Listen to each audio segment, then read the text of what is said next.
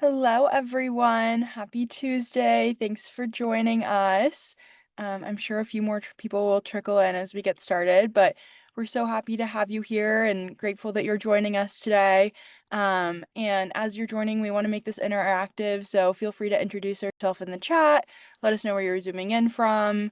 We don't want this to feel like a webinar you have to sit through, so you're welcome to react or ask questions in the chat or speak up during the Q&A. And if it's small and intimate, we can be a little more interactive, and we're here and would love to hear from everyone. So I will kick us off and start our introductions in the chat, and I would love for you all to do the same. And again, so grateful to have you all joining us today, and we'll give everyone just a second to trickle in. And as people are joining, let us know where you're zooming in from. But without further ado, while we have people trickling in, while you guys are hopefully going to introduce yourselves, I will get us started. So today we are talking about how to discover your child's hidden potential and tap into their strengths. And to kick us off really quick with introductions, so you know who's talking to you, I'm Jules. I started at Curious Cardinals as a mentor when I was a student at Northwestern, and I'm on our full-time team, and I have the honor and pleasure of supporting our community. And I'm so honored and grateful to be joined by Opal today. She's an amazing parent support specialist and communication expert. She works with families navigating all the various aspects of growing up and the challenges that come with it, like motivation and confidence. And I'll let her really quickly share a little bit about her background before we dive in. Hi, everybody. Thank you for having me. I'm going to apologize in advance. I have a cold that I was just gifted by my teenage son. I can always count on those gifts. But I will rally through. Just bear with me if I fumble a little bit. Excited to be here. I am first and foremost a mom, 2 kids, preteen and a teen. I also work at Kinko, which is a youth mental wellness center here in Los Angeles, and also have my own practice that I work with individuals, couples, families, all about communication and mindset and how it sets the reality that the environment you have around you, and how you create the right environment for your children as they create their identity. And I'm happy to be here. We're so happy to have you, and we will share the link to her work in the chat, and you guys are all welcome to check out. We're so lucky to have Opal as part of our parent community and to be in contact with her. It's such a special thing, and we're grateful for her expertise. And the reason you all joined today, you want to learn about Curious Cardinals, you want to learn how to help your kids stand out, and so I'll just briefly explain what Curious Cardinals is. So we are a one-on-one mentorship platform. We work with K through 12 students, and we match them to near peer mentors from top universities who help them set goals and stay accountable and actually follow through on their ambitious projects. So that can be academically or it can be through project-based learning. And a quick background on how we got started. We were founded 5 years ago by Audrey and Alec when they were students at Stanford. And when the pandemic hit, they got sent home from school, and Audrey started tutoring students online. And she noticed that they were disengaged and uninspired, memorizing and regurgitating information for Friday's test, but they didn't actually understand why any of what they were learning mattered. And one student asked for math help, and Audrey wasn't as passionate about math, so she called Alec, who was a Stanford aerospace engineer. And instead of drilling math equations, Alec showed the students how math makes airplanes fly, and that's when they realized this is how learning should work. So they started recruiting their most passionate peers from Stanford, and what began as one relationship has grown. And over the past 5 years, we've been lucky to work with more than 10,000 students, and we have a network of over 700 active mentors from top universities on our platform. And if you're wondering what that actually looks like in practice, we match students, and that's really our magic, is pairing students with mentors based on interest, based on personality, lived experience, not just subject matter expertise. So if you come to us and you say, I have a kid who's really into robotics and they also play volleyball and they really like Taylor Swift, we will find them the Taylor Swift loving volleyball player at Stanford who studies robotics and is the expert and can relate on all the different tiers. So they are the subject matter experts, but they are also people that your kids can look up to and relate to. And then the second piece of our model is structure. So every session has a framework. Mentors set clear, achievable goals with students, and then we make sure that progress doesn't feel vague or invisible. And kind of alongside that is the aspect of consistency. So we really encourage students to meet with their mentors weekly because that's where we see the real change happen, is having those weekly sessions week after week, coming in, showing up, doing the work. And at the end of the day, our goal is to help kids find a love of learning, and we want to help kids find their North Star and love to learn and not just regurgitate information for Friday's test, but to really be inspired. And then what that looks like in practice is that we do have a couple different tracks. So we have academic mentorship, which is kind of like tutoring, except we say tutoring is the T word, because it has a connotation of being transactional and just for Friday's test. And again, we want kids to feel inspired by what they're learning. And we also are kind of big, the heart of what we do is our passion projects, and we'll show a couple examples of what those look like, but that could be doing research, it could be starting a portfolio or launching a nonprofit or starting a podcast. And those are kind of the main ways that we help students and support them. But on the side, we also want to develop well-rounded students. And so if your kid needs executive functioning support, or if they come to us and they don't yet know what they want to do, which is totally fine, then we are here to help give them direction and can help guide them in where they want to go. And so just to show what those projects actually look like, maybe you have an engineer or an artist who wants to build out a portfolio. Maybe you have a student who's really passionate and wants to do research. We've had students publish in Stanford journals and the Journal of High School Student Research. We have students publish in publications around the country, which is so amazing and inspiring. Maybe you want to launch an organization. This is Josh. Josh was born with clubfoot and he launched a nonprofit. He did research. He did an internship. He ran the whole gamut, and now he's a freshman at Penn. And he took this thing that personally impacted him and turned it into a real project with real impact, which is amazing. Or maybe you have someone who wants to create a blog or a podcast because that's the world we live in and it's so fun and exciting. And if you're thinking that's all great, I'm glad to see you have these super polished student outcomes, but what does the process look like to actually get there? I want to walk you through Rose's story. So we apply what we call our magic project formula to our students, and we help them figure out what they actually want to do and how they can put it out into the world. And so for Rose, here's what that looked like. She came to us with a love of jewelry. She is the girliest girly girl. She is so fun and cute. She's a ninth grader in New York. And she loves fashion. And we were like, okay, great. So happy to know that. And then we asked her, what are you good at? What are your superpowers? Where do you shine? And she has a natural ability to influence. Her friends all turn to her. They want to know the outfit recs. They want her recommendations. They want to know all the things about her life. And we told her she could turn that into marketing, into selling, and channel that natural ability into something real. And then we gave her support. So we didn't just say, okay, we told you what to do, now go do it. We gave her Phoebe. Phoebe was the president of the fashion club at Brown and now works for Louis Vuitton in Paris. And she is someone who understands fashion, understands math, understands all the different aspects of the fashion business, and is a relatable person who Rose can look up to, who's fun and sassy, just like her.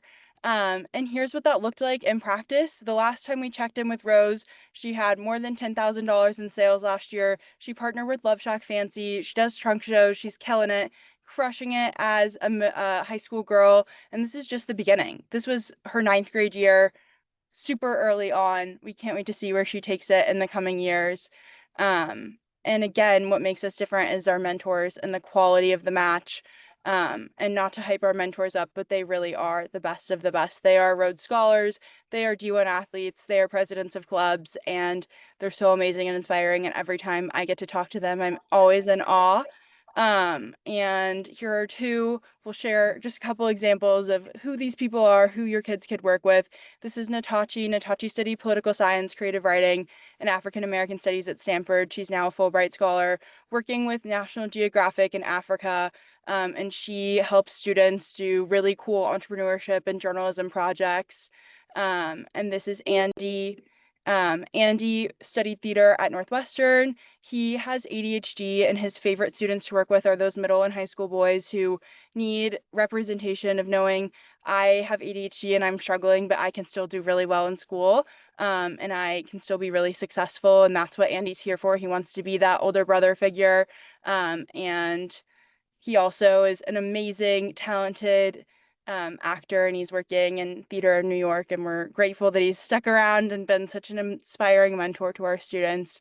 And if you're sitting through all of this thinking, there's no way you can give my child a reliable college student, I promise we can. We have a very thorough vetting process. It's super competitive. We've started joking that it's too competitive because we are turning down people who don't make the cut for being the best and the brightest, and it is a really high cut, high bar. And we also have onboarding and support, and our team is led by people who went to Harvard and Stanford's Graduate School of Education. So they are people who actually understand the inner workings of learning design and can make sure we give our mentors the scaffolding and support they need. And we have access to a curriculum library as mentors and all the resources one could ever dream of. And then my favorite, as someone who used to mentor, is getting the monthly email digest of all the things I'm doing well and all the things I could be doing better. And since I've been talking so much, I'm going to hand it over to Opal to share kind of why having another human in your child's corner, someone else in their village, can be of benefit and help support them. Amazing. Thank you, Jules.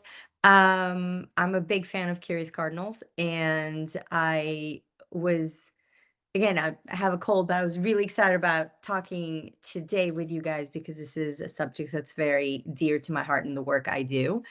Um, and by the way, if while I'm talking, if you guys want to say in the chat the age of your children, it would help me direct some of the tools that I can bestow upon you when I'm not wasting your time with the wrong age group, because of course it's nuanced according to development.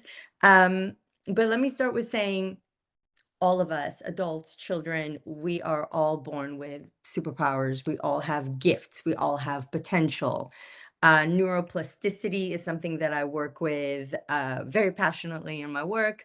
The type of untapped potential and curiosity that we're talking about here is the kind of growth and potential that doesn't occur under survival. Like you had no other choice. You had to develop this coping mechanism. Those are strengths as well. Let's not take away from it. But what we're talking about is the kind that doesn't come from pressure, but the kind that grows through just pure curiosity.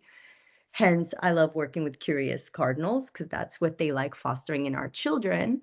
And what I can help with is also create the environment at home that fosters that type of subconscious safety for our children where curiosity can grow. Now, when I say safety, I don't mean the opposite of threat. I mean what their brain and subconscious sometimes translates as lack of safety, which is sometimes the fear of disappointment,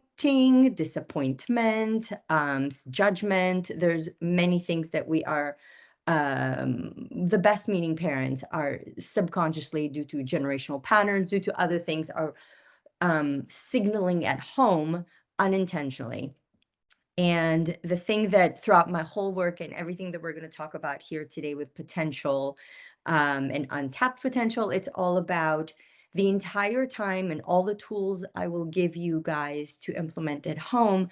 The whole time, the big signal that has to be signaled to our children is that who they are as they are right now is already great and is already enough.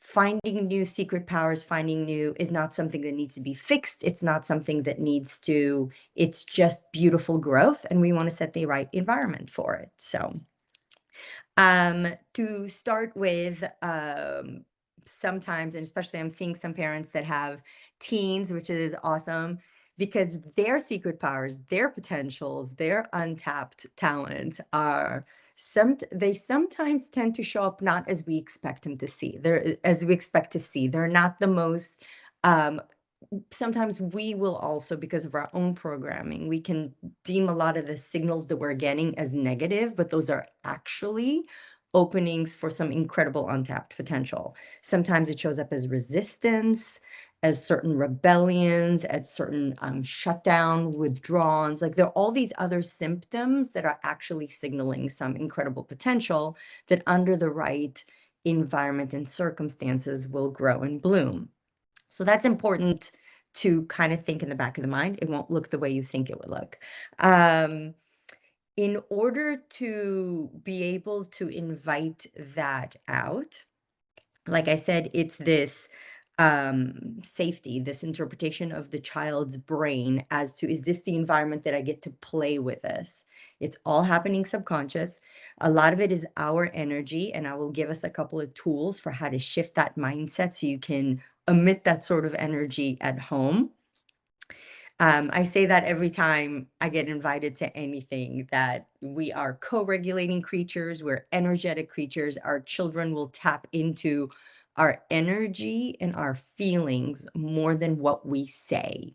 So it is very important that a lot of the work and a lot of the messages that you want your children to follow truly authentically start inside of you and your relationship with what you would like to see as an outcome, which I'll touch upon in a second.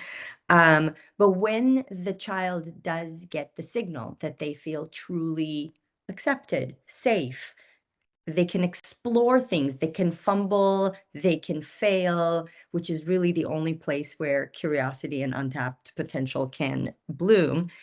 When they do that, their nervous system relaxes in that feeling of safety, and that's really when a lot of untapped potential can flourish. So if you guys are ready, I can go ahead and give you a couple of mind shifts. Yeah, okay, I'm getting a Go yes for from it. Jewel You're again. killing it. This is Okay. beautiful. I'm like soaking this all I'm in, and I'm sure medicated on everyone else is Sudafed. too. I'm just kidding. Okay, so mindset number one, which is for the parents, which is great, which ends up really helping with the children, is focusing from outcomes, which I just mentioned, outcomes and corrections and performance, grades, things like that, as far as your own personal checklist of what you were raised to believe, what society's kind of set up subconsciously for you of how to see what potential and what success and what growth looks like. And if we can shift from that, I'm not saying they don't matter. I'm just saying if we shift the mindset into a little bit more of a curiosity, you really want to witness your child. You want to observe your child. You want to see what truly lights them up. That's number one. Number two is, where do they lose track of time? Because those are usually the things that they're truly passionately enrolled in. You want to see what drains them. Nobody witnesses that better than a parent. Nobody can know that more of where energy is being wasted in a place that has nothing to do with growth and potential, is where you see that a child is shutting down, that they are just kind of being drained by it. And you really want, I'm not saying it's negative, I'm just saying we want to explore why. Because especially with teenagers, there's another mind shift that we can add in there and support them with it. Um, Sometimes it could just be their own personal relationship with struggle or the concept of struggle, and us being able to normalize that sort of growth mindset and how it's struggle is not positive, productive struggle is actually a wonderful thing to develop. So that could be it. But if it's a different kind of why, we want to be curious about it. Like, why does this thing shut them down? Why does this thing drain them? Um, the second mind shift that's great for parents is the subliminal, subconscious messaging of permission. Permission reduces the pressure on the child and allows them to come up and play with certain ideas. And the way it's sent out is, again, that growth mindset, a little bit of you can try this and change your mind. We're allowing them the process of, if we're putting this in your, if we're inviting something, you're not going to be judged for what relationship you develop with it. It's okay to try things and then change your mind about them. It is also okay not to be great at something yet. It's like, continue at it. You don't need to know that yet. I love adding yet to everything because you really never know. So you just kind of trickle the yet in there. Um, the third one is a really great one, and that's the one that I'm like probably most passionate about because this is also our children are forming their identity. Their biggest impact and imprint into forming their identity is their adult caretakers. We have an opportunity here to foster an environment where they grow and play with untapped potential, and at the same time also create um, through their neuroceptors this identity that is very empowered. We have the opportunity to gift that, to do that for them. And it's really just about, again, witnessing and then mirroring. So, such as if somebody is a person that, let's say, is stuck on something for a while, right? Instead of us interpreting as that indecisive or that, any of the negative labeling that we tend to put and then signal out, we can word for them. And again, this is us giving them identity through a language they may not have yet, but such as saying, I notice how deeply you think about things, how deeply you consider things. That's it. That's all that's necessary to take something that somebody may be struggling with, but turning it into a strength and having them have the identity of strength around this thing that they're stuck in or not stuck in, really. Another thing, because again, it's all about mind shift. Um, Another thing is people who feel how they impact other empaths, how they're impacting people, or how others feel. It's a beautiful to let them know. I really notice and I watch how deeply in tuned you are with other people and their feelings. Not negative, not positive, a strength right there that they can then develop into whatever field that may end up going into. Um, Another one that's my favorite, especially with the teenagers, and resistance teenagers and rebellious teenagers. I love when something matters to you, like, you do not give up easily when something matters to you. Giving them the identity of a determined human being versus a pain in the because they're stubborn is a beautiful way to take something that is possibly an untapped potential. It's showing up as something that's negative for us as a parent, but at the same time could be an absolute untapped potential and a beautiful gift. So those are kind of like some of the concepts and ideas that I like, and just so I've got notes just in case I completely lose my track. And then I guess just really witnessing and crediting a lot of effort versus outcome and flagging it as often as we can. Us as parents, by again, best of intentions, we all are. We want to guide our kids to where they should be going. We're constantly doing course correction for them.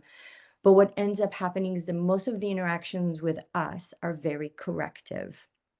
I would love for parents to have more interactions that are around connection and joy, and invite somebody like Curious Cardinals to be the ones that do more of that gentle, enlightened type of, it's not course correction, but more of introduction to possibilities.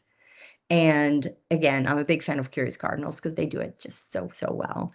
Um, with that, unless I'm forgetting something, which I'll think about in a bit, back to you, Jules.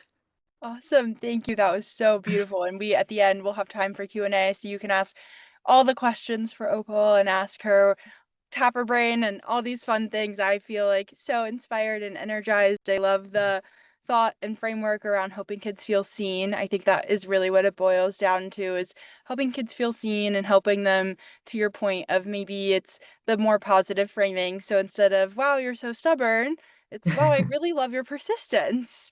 Maybe we can channel that differently. And so often in our work with parents, I have the honor and privilege of checking in with our parents from time to time. And we do get to be those, they can let us know the areas for growth and then let our mentors be the people to help relay that instead of the parent doing it as the bad guy. It's coming from the cool, fun, 20-something person that your kid wants to impress and looks up to. And so with that, I'll share just a little bit more about Curious Cardinals, about how you could get started if you're interested, and then we will open it up to Q&A. So like we said at the beginning, we've worked with more than 10,000 students over the past 5 years. We have taught more than 60,000 hours of mentorship, which is amazing. And we have thousands of mentors in our network and 700 actively mentoring on our platform every day right now, which is so exciting. And if you are interested and think all of this sounds great and you're like, sign me up, I want this for my kid, here's the process of how that works. So students and mentors meet weekly. We make scheduling really easy. It all happens on our platform. And then you receive notes after every session. So if you have a teenager who gives you one-word answers to everything, I will speak for myself. I have a teenage brother. If I called him right now and said, "How was your school day?" "Fine." "What'd you do?" "Stuff." The session notes are a great way for you to know what was covered. So instead of asking your kid, "What did you do?" you can ask them how it was or how it made them feel, and you know where to start the conversation. And you can say, "How was that really cool robotics thing you were working on?" Or, "Tell me about the blog post your mentor said you worked really hard at," instead of just trying to drag out the fighting your teenager for the answers. And then we also give you progress reports. So every 4 sessions, you get a bigger update on the trajectory, and then on a quarterly basis, you get an engagement report. And then we use that to evaluate and set new goals, and adopt that growth mindset that Opal was sharing of, we're not there yet. Yet is a really big word in the vocabulary, and I love that mindset. And then in terms of signing up, you speak to us in our family admissions team, which is run by amazing former teachers and educators, and they're going to ask you a lot of questions about your kids. They are going to ask you for your kids' superpowers, and we want you to be really honest. We want you to tell us what your kid's great at. We want to hear that they're like Rose and that they have a natural ability to influence, but we also want to hear that they're really stubborn, and we can frame that positively. I love the mindset shift, but be honest with us. Tell us who your kids are. Um, we're going to ask a lot of questions to try to get to know who they are. And then we'll find their dream mentor match, and we'll send them a recommendation of who we think, based on everything you tell us about your kid and everything we know about our mentors, who would be the right person to help inspire them and lead them through this journey. And then we have a 2-week evaluation period. So if that person doesn't feel like the right fit, we can always find a different mentor. Or if at any point maybe you start working with us and your kid's working on one thing, and 3 months from now they decide they want to switch it up and they need someone with different expertise to help, we are there to support throughout. But you would start meeting consistently. And if you're thinking this is all cool, but like, what does this go toward? How can I give my kid a deadline?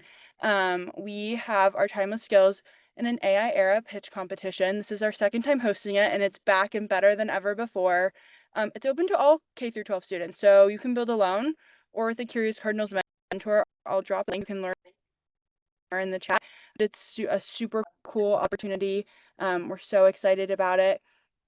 And it gives students a chance to build towards something and have a deadline, which we know some students need. It also is a really cool opportunity to pitch to industry-leading judges. We haven't announced them yet, but they are the coolest people ever. We did happy dances when we got their yeses. We like can't believe that they said yes to working with us, and we are also super excited to hopefully announce in the coming weeks our sponsor for the pitch competition, which is one of the leading global technology companies. Truly, it's back. It's better than ever before. We would love to have your kids be a part of it, whether or not they work with a mentor. We have mentors who can support them, but it really is open to anyone, and we can't wait to see what kids build, and what they put out into the world, because we know kids can create really cool things. Last year's winners created what our judges called the Uber of tutoring. And we had a 3rd grader pitch alongside incoming freshman at Harvard, and he pitched a copper bar of soap that never runs out and never expires. So the opportunities really are endless. Rose was one of our finalists last year as well. And we would love to have your kids there. But without further ado, we will open it up to questions about Curious Cardinals, questions about mentors, questions for Opal. We are here. We would love to answer your questions. You have our undivided attention, and we're so grateful to have an amazing expert with us. So feel free to unmute and ask questions live or ask questions in the chat. And we are so excited to hear from you all. So I will stop sharing my screen. I will open the floor up to you all, and I will also put the link in the chat to find a mentor for your kid if you're interested.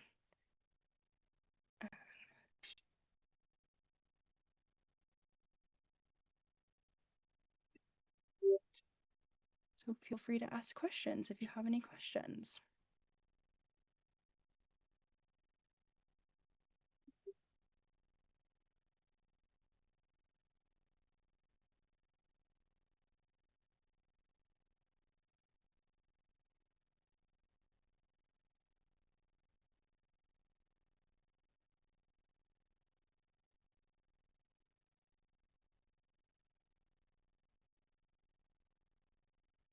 Don't be shy. We're here.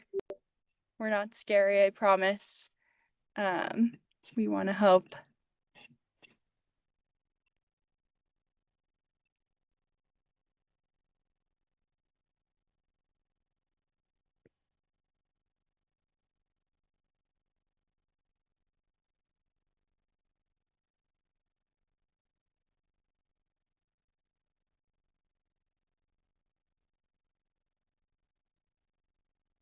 Well, Opal, while we wait and see if anyone has any questions, anything else you want to share, any nuggets of wisdom or parenting tips and tricks? There's so Grateful. many. Best adventure ever. I'm looking at the chat. I'm seeing parents of teens. So, one good thing to think of for our parents of teens is that they are on their brain journey right now is all about seeking autonomy, and they don't I know we feel a lot more pressure to direct and help direct at this point, especially because they're starting to act a little differently. But really, they respond best to as far as potential and as far as drive, it needs to have ownership. So the best way to guide them towards that is really to shift from being their teacher to being a partner, and they're just their psych everything is responsive, just as far as responsive, they respond better to respect than to pressure. And I know it's hard, especially as parent of a teen. I know it's hard, but if you want to have the most impact, if you want to have the most forward momentum, those are the things that their brain naturally will interact with better versus what we have naturally coming to us as our instinct, again, either based on generational patterns and how we were treated at our homes and what we know and expect to be the norm. I always invite parents to understand that this generation is couldn't be any different. I mean, everything about them is completely different. Their puberty, their hormone cycles, their brain chemicals, everything is completely different. Therefore, having someone in their corner also that is closer generationally is a great opportunity, because a lot of things that we interpret as problematic, having someone that is not so distant from them in the workspace, education space, everything is a little more assuring. And again, anything that makes the subconscious feel a little safer reduces reactivity, soothes the nervous system, and that's when our kids can really flourish with their growth and growth mindset and curiosity. Love it. Well, Amit and Karen, let us know if you have any questions. We're here. We'd love to answer them. And if not, thank you for joining us today. We're so grateful that you spent some time with us on this Tuesday, and we would love to support your kids. And we're here. We'd love to help. And we're so grateful to have such an amazing expert with us. And I hope you know we're so grateful that you took the time to join us today, Paul.